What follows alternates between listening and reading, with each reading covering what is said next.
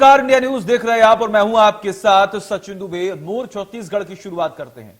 छत्तीसगढ़ विधानसभा में बजट सत्र के दौरान सदन में खूब हंगामा देखने को मिला। सत्र के 5वें दिन आज भी यही देखने को मिला।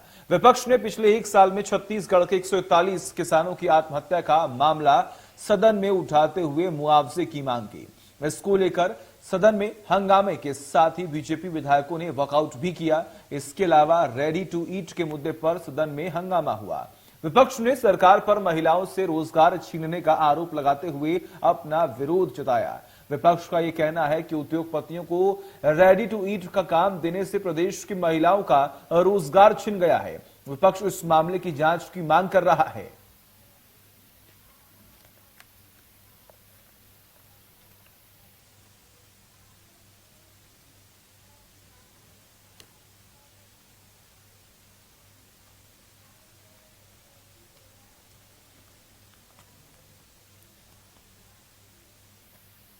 तो किसानों की आत्महत्या के मुद्दे पर हंगामा हुआ। आपको जानकारी दें कि विपक्ष ने कुछ देर बाद वॉकआउट भी कर दिया।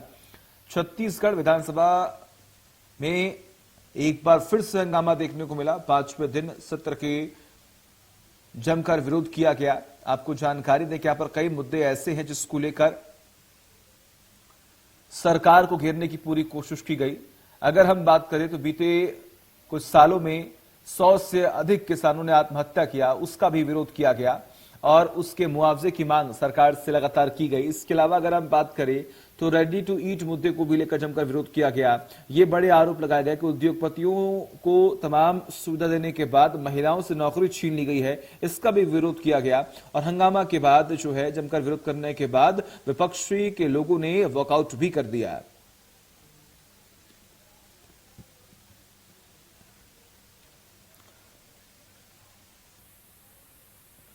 और तमाम जानकारी के लिए हमारे साथ हमारे सहयोगी अमित चौरसिया जुड़े हुए हैं। अमित, 5वां दिन सत्र का हंगामेदार रहा, क्या अपडेट?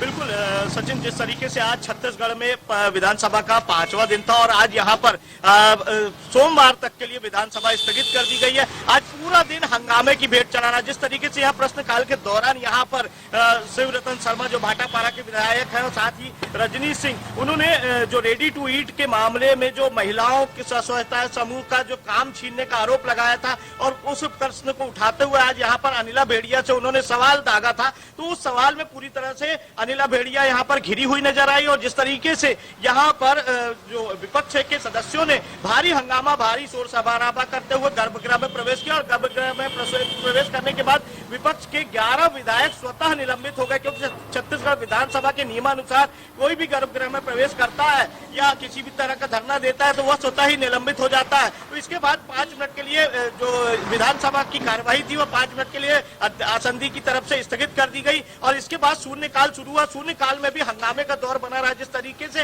हंगामा करते हुए विपक्षी सदस्यों ने यहाँ पर शून्यकाल के दौरान भी ऐसे कई मुद्दे उठाए जिस पर यहाँ पर सत्ता पक्ष पूरी तरह से घिरा हुआ नजर आया। वहीं इसके अलावा अगर हम बात करेंगे जो सामान्य बजट चर्चा थी तो सामान्य बजट चर्चा के दौरान भी यहाँ पर हंगामे के बीच सामान्य चर्चा होती रही। विभागवार जिस तरीके से मदों को लेकर यहाँ पर कई तरह के सवाल दागे गए विपक्ष की तरफ से, तो सत्ता पक्ष की तरफ से उसके जवाब बहुत ही गोलमोल तरीके से आए जिस पर विपक्ष ने पूरी तरह से हंगामा किया। जी सचिन। बिल्कुल, ऐसे में अगर हम बात करें तो एक रेडी टू ईट मुद्दे को लेकर अच्छी तरीके से विपक्ष ने भूनने की कोशिश की है। जरा आप समझाएंगे आखिर ये मुद्दा है क्या और क्यों आखिर इतना जमकर विरोध हो रहा है इस सत्र में?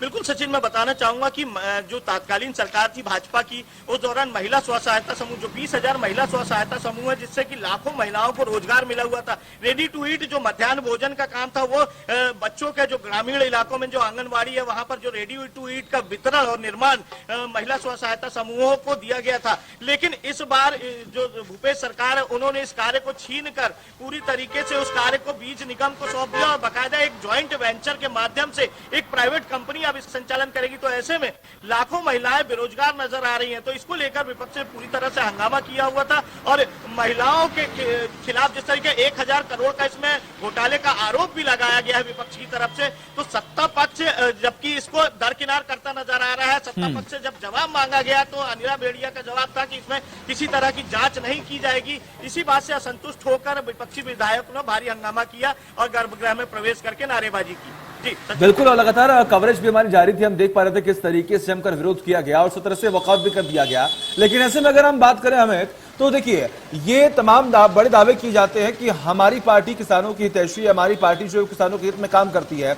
लेकिन एक बार फिर से हमने देखा कि सत्र में किसानों का मुद्दा हावी रहा। यहां पर यह आरोप लगाया गया है कि लगभग 100 से अधिक किसान जो हैं उन्होंने आत्महत्या कर लिया, लेकिन उसके बावजूद भी अभी तक मुआवजा नहीं मिला।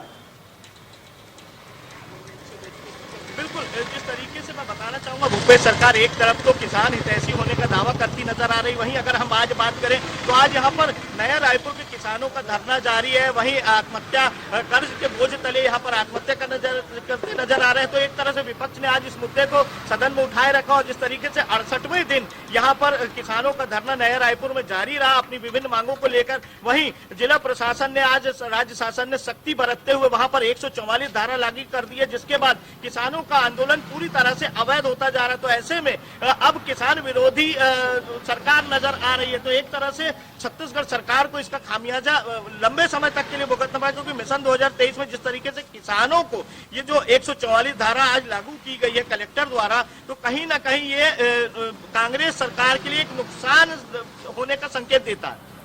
बिल्कुल, ऐसे में अगर हम बात करें हमें, तो देखिए पिछले कुछ दिनों में विधानसभा चुनाव हुए हैं और इस सत्र को एक तरीके से हम उत्तर प्रदेश में, पंजाब में, गोवा में, मणिपुर में जो चुनाव हुए उससे जोड़ने की कोशिश करते हैं।